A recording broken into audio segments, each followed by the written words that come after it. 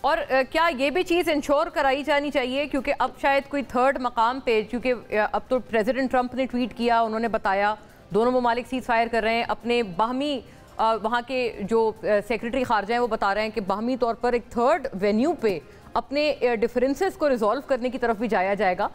مطلب barrister Gohar, you being a very core national party and opposition party in the country, کیا آپ کی party کی طرف سے ہم یہ ایکسپیکٹ کریں کہ آپ لوگ بھی اس وقت ذمہ داری کا ثبوت دیں گے؟ کیونکہ آپ ماشاءاللہ سے ہمیشہ سے آپ نا ایک بہت سلجھی ہوئی گفتگو کرتے ہیں، but will this also reflect in your other party colleagues، آپ کے جتنے پارٹی کے دیگر لوگ ہیں؟ مونا میں دیکھیں، بات دراصل یہ ہے کہ ہم ہمیشہ سے ہم نے پازیٹیو سٹیپ دیے اور ہم کہتے ہیں کہ جسٹر ہمیشہ بہتر ہونے چاہیے، اور جب پاکستان کی بات آئے گی تو ہم اکٹھے ہوں گے اور اچھا جسٹر دیں گے. ابھی جب یہ کہتے ہیں جی کہ تھرڈ کنٹریز میں یا کسی بھی جگہ پہ ہونے چاہیے، یہ بھی بہت پازیٹیو سائن ہے اور ایسا ہونا چاہیے، کیونکہ ایک جگہ پہ فائر ہو جاتی ہے. ابھی 10 منٹ کے اندر FIR انہوں نے رجسٹر کرائی. ابھی کسی کو پتہ بھی خبر ہی نہیں آئی تھی کہ انڈیا نے الزام لگانا شروع کیا، اور 400 ٹی وی چینل ہے وہ ایک سے بڑھ کر ایک انہوں نے بیانیہ بنانا شروع کر دیا کہ جی پاکستان والے پاکستان پہ الزام لگایا. تو یہ چیزیں فیوچر کے لیے بند ہو، کیونکہ دونوں نیوکلیئر سٹیٹ ہے،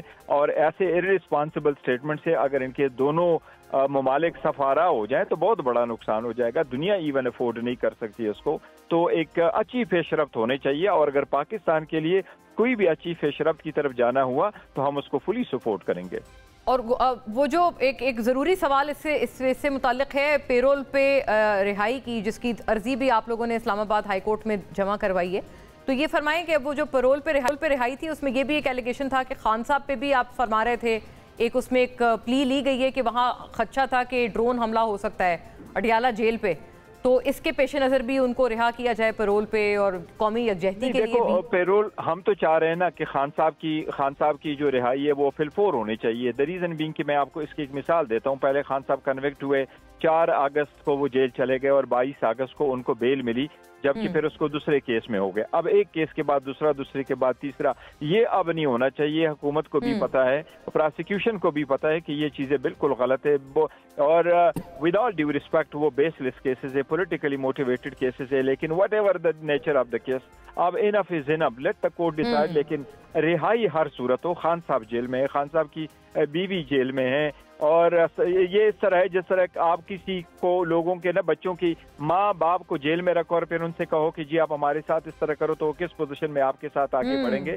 اس لیے ہونا یہ چاہیے کہ بہت دلچسپ آپ نے تشبیہ دی ہے، آپ نے ایسی مثال دی ہے کہ جیسے ماں باپ والدین جیل میں اور بچے، یعنی آپ اپنے اوپر اور آپ اپنی پارٹی کو آپ مثال دیں. ایک بڑا پورے قوم جو اس وقت ہم جہاں بھی جاتے ہیں، آپ کو پتا ہے کہ مجھے کتنا کرٹیسزم وہ برداشت کرنا پڑتا ہے. ہم کہیں کہ اس کی ریزن یہی ہے کہ دیکھو نا، لوگ یہ بات اب ہضم ہی نہیں کر پاتے کہ خان صاحب کیوں جیل میں ہو، اور باقی وہ کب تک جیل میں ہو اور کیوں جیل میں ہو.